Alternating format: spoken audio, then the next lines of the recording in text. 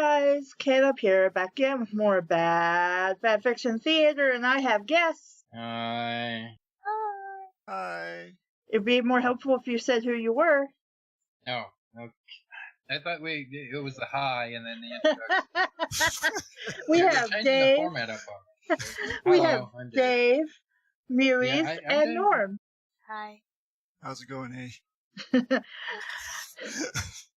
So Also a today, Canadian card right out there. we will be reading You're a Real Tiger, Crackle by Purple People, a cereal brand /fic between Tony the Tiger and Crackle from, that cereal you eat. Snap, Crackle, Pop. Mhm. Rice Krispies. I couldn't think of what it was. I don't eat that cereal. Yeah, the stuff we make the marshmallow cookies. Yeah. The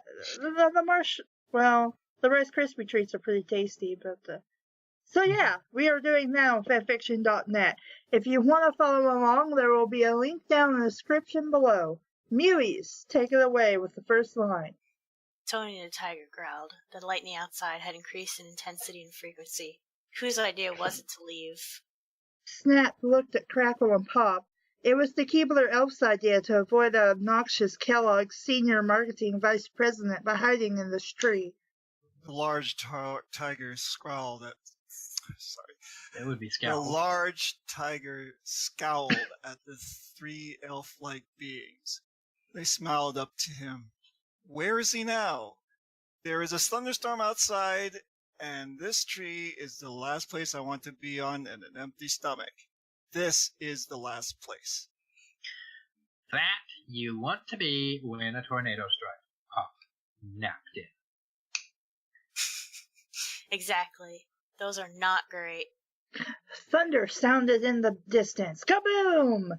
And Snap and Pop dived in a hole in the trunk. WHOLE. Okay. They weren't seen for quite some time, and a gust of wind blew Crackle into Tony. How light are these elves versus how strong is this wind? Well, they're elves. They're like teeny, right? Well, They're three maybe, I apples don't high, know. Right? Well, I guess if you're talking Santa Claus elves. Oh, that's true. Santa Claus elves are like mid-size. But anyway, he looks up after a moment to see Tony salivating, and he began to get scared. Mr. Tiger, are you hungry? Yes, he growled lowly. There may be food in the tray. We store stuff here when we're moonlighting in the Keebler Elf Cookie Factory. We hide food in this tray. He started to pull away from the massive orange animal, but Tony did not release his grip. I'm not hungry for food, he growled even lower. The Crackle thought he felt something move beneath him. He felt his breath and tried not to move. His balance on Tony's muscular thighs was precarious enough without something poking at him. How did you get precarious but not muscular? I don't know. Okay, alright. It's late at night, or I guess, maybe, I don't know. It's earlier It's a for full you guys moon. than it is for me. What are you hungry for? Crackle said in a high-pitched voice. He looked at the Tony's eyes. You. You know, I'm not very good. I don't contain many calories, and I'm not at all healthy. No, you definitely aren't sweet. You lack sugar. Do not fear. I have sugar, and we shall be great. No, great. Great. Oh. Tony put his paw on Crackle's head and slid Crackle's hat off his head and down his front. He looked nervously down at his hat. What do you want me for? I think you mean, what do I want from you? He dropped the hat on the floor and dragged a claw down the front of his shirt. The tip of his claw tore through the material. It fell back on the smaller man's shoulders. Boy, this is escalating quickly from like 0 to 100. Well, we don't have a lot of stories, so it has to. The tree shook as the winds from the tornado, because there definitely was a tornado now, hit the tree. The forest knocked them to the floor, and Crackle found himself under the solid weight of the tiger, because that's not cliché at all. The other man's pressed his hips to the floor, and he now knew what that was pressing into his belly. It both terrified and delighted him, because I guess he's willing. Tony was big. Tony was really big. He had never had anyone quite that big before. Oh my. Crackle squeaked in delight. I want you. I want everything from you. Tony carefully sliced the rest off of Crackle's clothing while Crackle nuzzled Tiger's soft, furry belly. They both purred in delight. Tony raised himself a little off in the air, and Crackle used his small, adept hands to push aside the fur to find the solid piece of meat that had been intruding on him. His hands encircled it, and the tiger groaned, and his claws dug into the floor. Noticing his partner's reaction, Crackle held the tip of Tony's love rod between his thumb and forefinger and lowered his tiny mouth to it, licking the tip timidly. He soon sucked it into his mouth. The feel of the elf's teeth scraping lightly made the tiger lose control. He thrust against him and pulled back. He hit the back of Crackle's throat. If you did that, I think you killed the poor man. His head is now severed on your what did he say? Love rod? The dude pissed him. I want you, he growled, pulling Crackle up to face him. Yes, was all he could say in response, since the tiger had reached down and trailed a finger around his penis. I want all of you.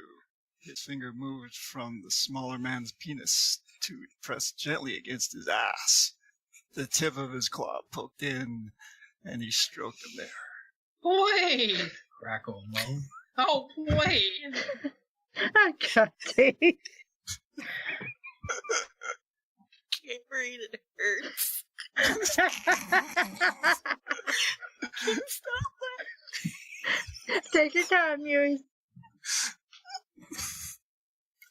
It hurts my soul.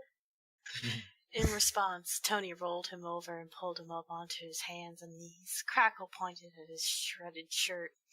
The luxurious tiger saw the bottle of K-White jelly sticking out of a pocket and growled in satisfaction. That he just so happened to have, just in case he got reamed by a tiger. He grabbed the bottle, squirted a decent amount on his paws, and then massaged his throbbing black and white striped cock. Jesus Christ. With his K-White Charlie coated hand. This created so much stimulation that the tiger needed immediate Surcease? surcease.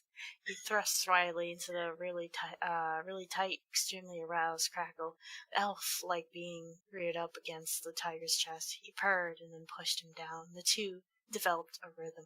Crackle had never had something so big and hard inside him before. Didn't we establish this already?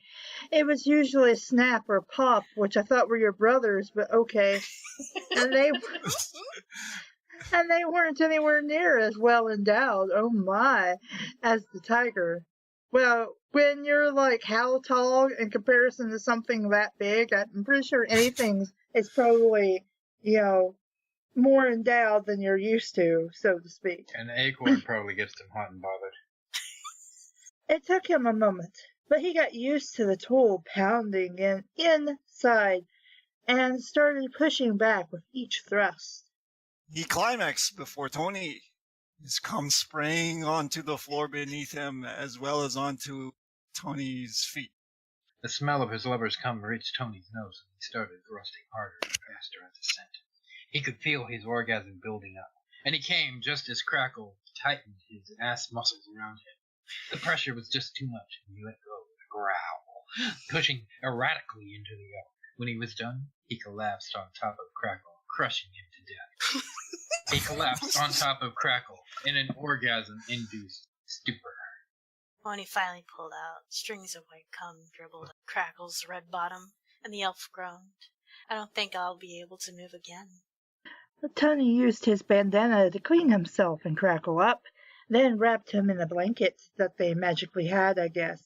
Seeing that the tornado was over, it had ended about the same time as Tony. He picked the little guy, who was by then asleep, and carried out of the tree.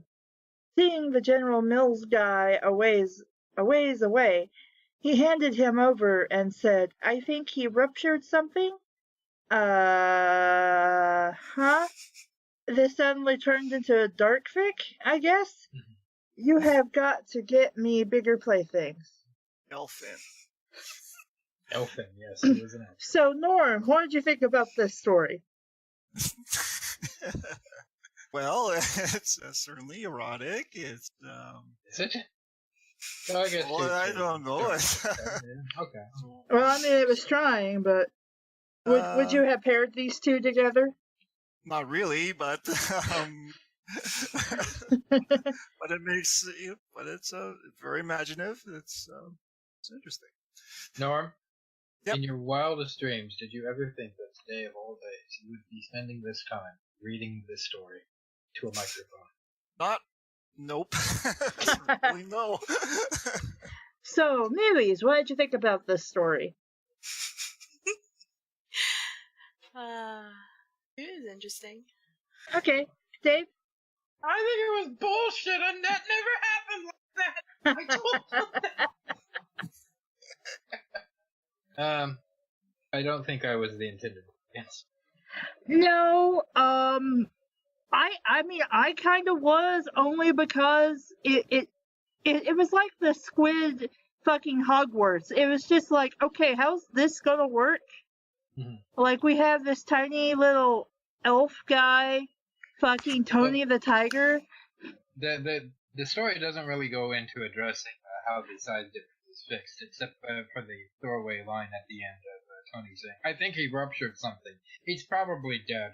Anyway, get me something a little sturdier next time. Yeah, I mean, it was just kind of out of left field, like, oh yeah, there probably would be a side difference. Let's just throw an aside in there to acknowledge it and then end the story, because I didn't want to think about this much longer.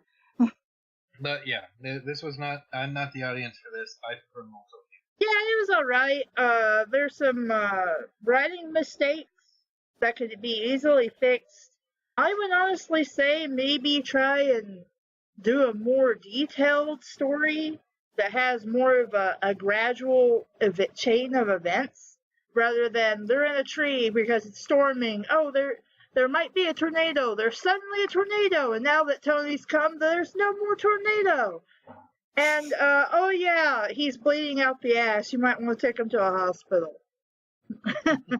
But other than the weird factor, I don't think you're gonna miss anything if you skip this story. I couldn't think of, again, outside of somebody like me who would be interested in reading something kind of off the wall. I don't know, I couldn't think of anybody I could recommend this to past another fanfiction show. Yeah, I couldn't really tell if, like some of the stories we've read, you could tell they were writing it just for the lols. Yeah. But I couldn't tell if this was a just for the lols story or a I got this hot idea and I need to tell the world. Yeah. This feels more like, hey, I have an idea for a story, but I'm not really too invested, so let me just write something and put it out there. Because, hey... just spank this one out. And then... Yeah. It's like, it's sort of an idea, and I'll just do something with it, and then I'll just go do something else. You know, it's like an earworm. It's in your head until you listen to it, and then you're done. Any final thoughts? I like to pretend this is not the traditional Crackle, but Crackle from the 90s when they tried to hip up the character. I don't know if I remember that, and somebody's moving stuff. No, yeah. Who's playing with their mic? Okay, nobody wants to mess up? Oh. Okay. So I'm Caleb. Oh, I'm Dave. Hi. Hi. I'm Norm. Guys, Hi. tell people who you are. I'm Neely. And this has been that Fanfiction Theater. Thank you for listening, everybody. Bye! Bye. Well, my leaving. Bye.